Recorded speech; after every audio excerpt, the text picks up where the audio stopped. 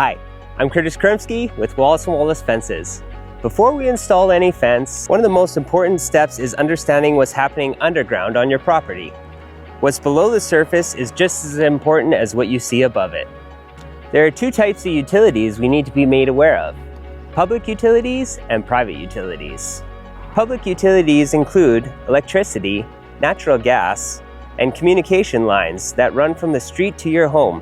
We always arrange for official public utilities locates before we dig.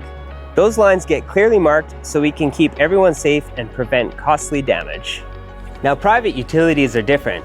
These are lines that are added after the home was built. Things like power to a detached garage or shed, hot tubs, pools, irrigation systems, and landscape lighting. Standard utility locates do not cover private lines.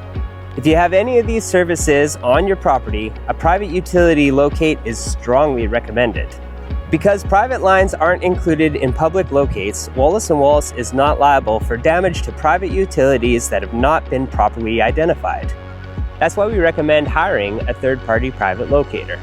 You can arrange for the private utility locate yourself, or Wallace & Wallace can arrange it for you and add it to the cost of your project.